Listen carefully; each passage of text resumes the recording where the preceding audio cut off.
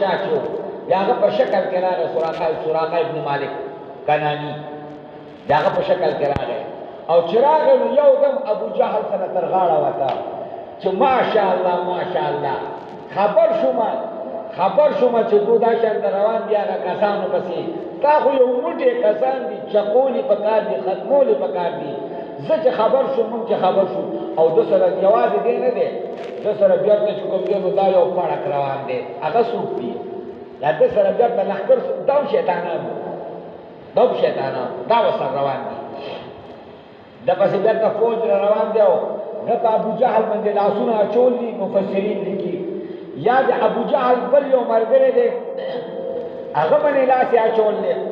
روان دي او ډېر خوش ابو جهل ته خوشاله شو چې زمو خو یاره دې خلکو نه وه چې دا موږ سره دا قبیله موږ سره یو ځای شول دا خو موږ ته دغه نشته دوی روان دي چې څنګه بدر ته ورسېدله او د مسلمانانو د صحابه کرامو کوم دا ټولې چې دی چې دوی ته مخامخ شو یو دم د خلاصونه اچولي دا ابو جهل ولا لاس نیولی دې ځان ګټه راکاږي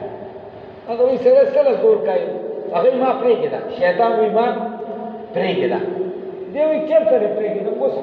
زه دغه دی هغه نه ته ما پرېږده اخر وایي زه یېرېږم د الله نه چې رب العالمین زه الله نه یېرېږم او شیطان ته وګوره دی دغه ته کیسه وایي چې زه دې الله نه یېرېږم قتاده وایي دا دلته کې دروغ وویله عین ټیم کې چې کوم دی نو د دونه څه شو د دوی په زړه کې نور دغه ګیلر کېناسته اوهو دا خو عین ټیم کې چې دوی موږ نه پرېښو دا موږ باندې باندې کوي چېرته نور هغه و شیطان د شیطان په هر شکل باندې راځي ګوره دا ګوره په بدر کې راغلی دوی باندې لاسونه اچولي ګوره دا واقعه ده وإذ زين